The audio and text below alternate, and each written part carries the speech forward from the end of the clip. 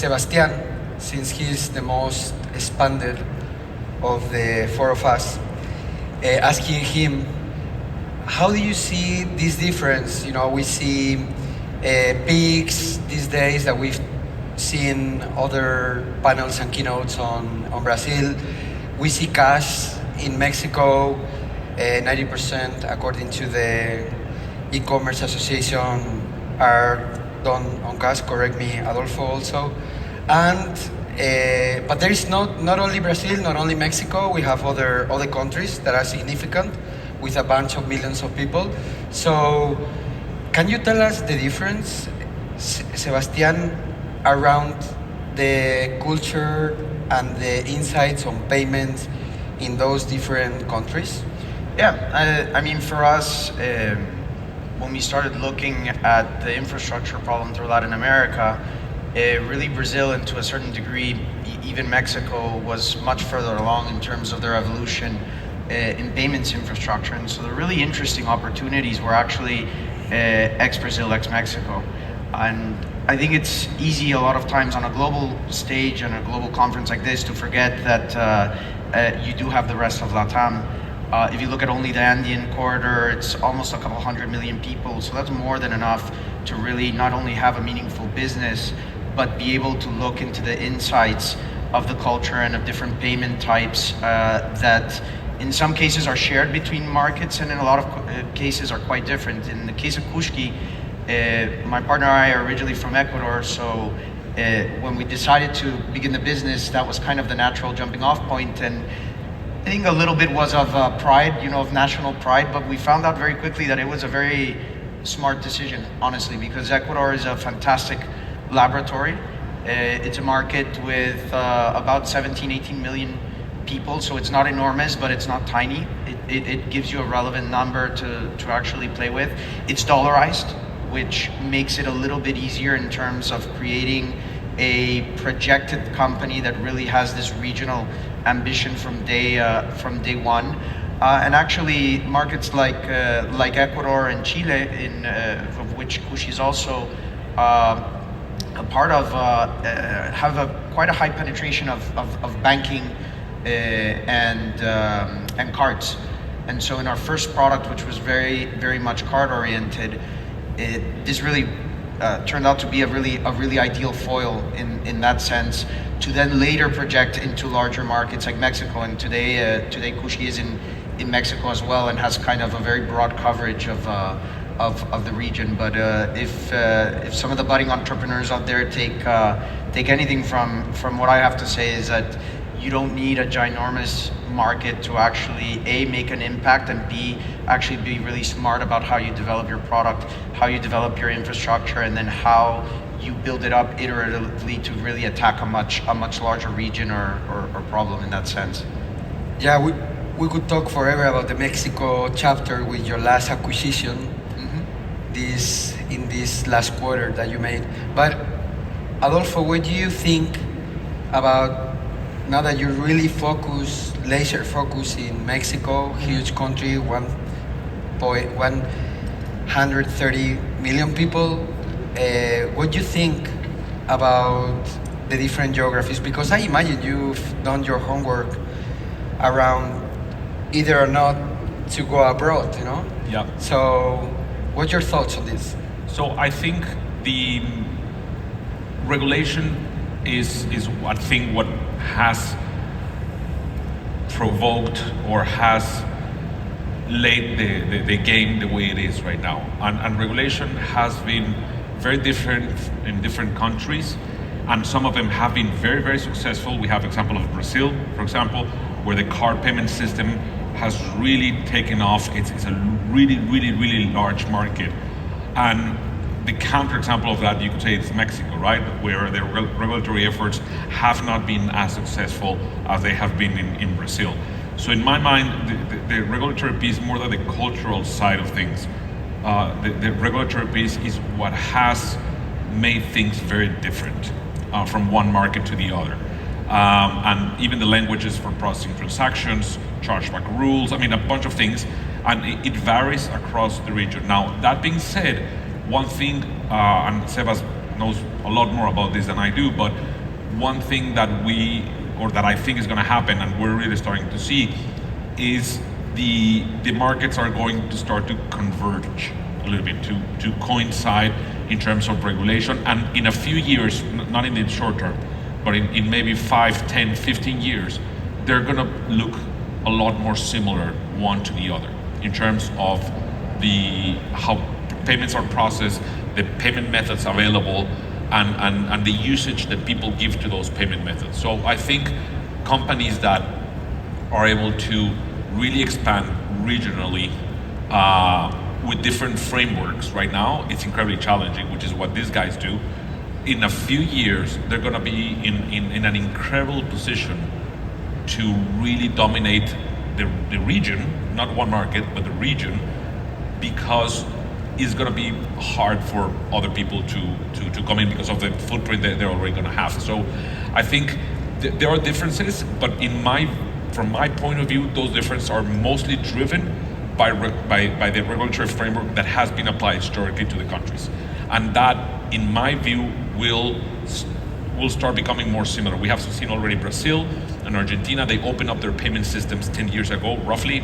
I might be off by 2 or 3 years, but they open up their systems and they look much more similar. Mexico still has to do that. Colombia still has this issue, which is kind of a weird arrangement. It's not as weird as Mexico, but it's also weird. Chile has also this weird dynamics, but I think eventually the region, hopefully, will start looking more, it will be more homogeneous than what we have today. That is especially beneficial for smaller countries, because right now the problem with smaller countries is that it's the same effort to open up a small country than to open up a large country. Yeah. So everybody focuses, of course, on the large markets for obvious reasons. So hopefully, smaller markets in Central America, for example, with this convergence, will start getting more companies operating there and really providing payments for both consumers and merchants. Yeah, and just to add on really quickly, I agree with Adolfo, and I think that in that convergence, there's still a lot of opportunity, because convergence doesn't necessarily mean verticalization. One of the big problems that we've had in Latin America up until recently, and in some markets still more than others, is that verticalization has usually meant that the bank, generically, whoever the bank is in that particular market, owns all of it. So they own the payments layer, they own the infrastructure layer, they own the banking layer, and payments in general is kind of this funny business, right? Where excessive verticalization actually inhibits the business, right? It doesn't allow you to place more payments terminals. It doesn't allow you to place even more acceptance methods, and that's really probably the biggest difference between developed payment markets and emerging payments markets. And so I agree with Adolfo, and I think that convergence actually helps, and you can see it here on the stage, right? Whether it's banking, whether it's infrastructure or end user payments, like, you don't have to own all of it, right? What does need to happen though is it has to be standardized so that it's easy to plug into and then to actually distribute. Totally. Just to And add, what do you think, Amparo, being a complementary, insight on what Sebastián and Adolfo said? actually, in countries in South America, the payment infrastructure, it's really complicated because countries or banks are not so friendly with the digital things, the digital stuff. So, for example, in Peru, we don't have an ACH that works with immediate payments. So if we send a payment, a transaction, we have to wait until the next day or maybe 5 or 4 hours to receive the money. So that's incredible. I mean, in Mexico you have this pay, in the United States you have the ACH working, but in Peru or in other countries in South America we don't have that.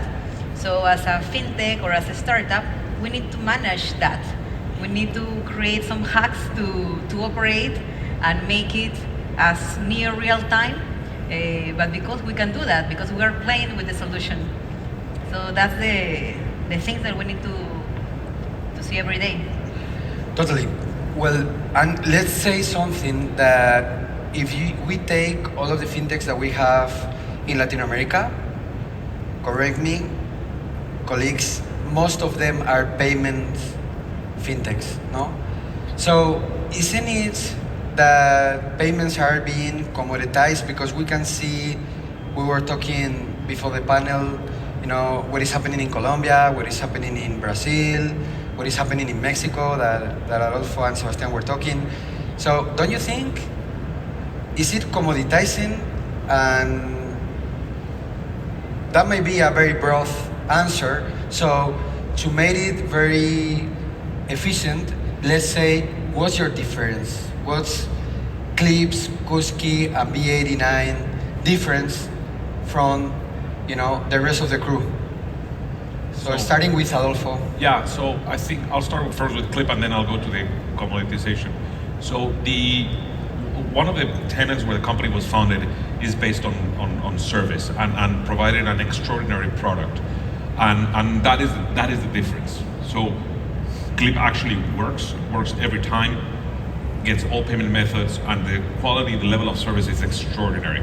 We have been for the last 4 years the highest rated app in the entire App Store in Mexico. We are above everyone else, above TikTok, of course above banks, above direct competitors, above everyone else, number one app in entire App Store. So the value proposition that we offer is everything in one place, super easy to use, and that you get an extraordinary level of service. Okay, we're starting to complement that with other services and other solutions that really help the merchant sell more and manage their business. Okay, so that's when the differentiation is at the entry point first with the ease of use, level of service, everything in one place, and then when the merchant really starts having a bunch of needs solved in one single place. Okay, so that's the main differentiator, and it has worked so far.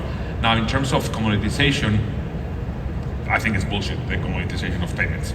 And the reason, because everybody says that, right? The commoditization of payments. But if you look at the data in the United States, for example, which is a much more mature market than most markets in Latin America, the large acquirers, I mean, we might not like their business, but they still make money, and they make good money on huge volumes with very small margins, but they have been making money and roughly at the same margins for many, many, many years, okay?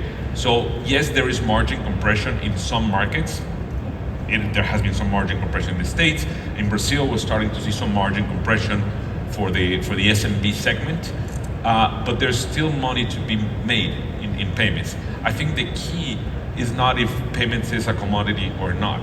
The key is if you're providing value, in our case, to the merchant, and the merchant really sees that their sales grow, that they can manage their business better, and that we actually solve a problem for them, it really doesn't matter, okay? And I think that's the view that I had for the last 10 years, because in all the VC conversations in these 10 years, and I've had, believe me, quite a few, they were like, payments is gonna be commoditized and your business is gonna go, south. 10 years in, I'm still here, right? And the company's still there. And I think, yes, there will be margin compression when markets really get penetrated, but at the end of the day, somebody has to receive the payment, process it, provide security, provide service, and that has a value. Whether that value is a lot or not, that's a different, but there's value in that. And that's where at least how we think of things at Clip. Great pitch, Adolfo. So, Sebas, what's Kushki's value proposal? Yeah, I mean, I have to agree with Adolfo. The idea that payments is commoditized, particularly in a market like Latin America, I think is very much false. And perhaps there's confusion sometimes about whether payments is a commodity in places like Latin America, because at the end of the day, a lot of times first clients want to talk about the headline number, and also payments in a lot of ways is mundane, right? Payments functions well when it goes hidden in the day-to-day, but that means operationalizing payments. And when you have infrastructures, which is where Kushki's focused, and where there is no single protocol, there is no single standardization between the 8 markets that we serve today, operationalizing the payments for the mundane day-to-day of our clients, chargebacks, refunds, fraud control tools, things that maybe in emerging markets is a little bit more standardized, but even then, as Adolfo mentioned, 40 years on of the basic acquire model in the US, there's still like 30 really large ones. And so I'm not sure it's even a commodity here, to be honest, but operationalizing that in an environment where there is no standardization is very challenging, both on a technological perspective, but also on a human perspective. At the end of the day, in places where there's no standardization, you actually have to have operational teams on the ground, which has been one of the large focuses of Kushki, of actually placing people that can interact with the banking layer, that can interact with the actors in these particular ecosystems, and make sure that, you know, I might expose a chargeback API to a client, you know, in Europe that's processing payments in Latin America, and they receive a response right away. But those of us that are in the region know that maybe, you know, there's some logic layers that we manage to consolidate the data, and then there's someone in a bank somewhere in the middle of Latin America that's taking, you know, a plain data file and then processing it manually. That's still kind of the state of affairs in a lot of places in Latin America. And so, to echo your earlier point, that has value. I mean, that has value, and our customers very rapidly, I think, see the value that Kushki adds, that great service on top of that operationalization adds, and pays for it at the end of the day, and it's what has allowed us to really expand so rapidly throughout the region. Wow, amazing footprint that you have. And finally, Amparo, with this B89 value proposal, what is your differentiator or your key differentiator? Okay, first of all, B89 it's a neobank. We are focused on great financial well-being without frontiers or limits.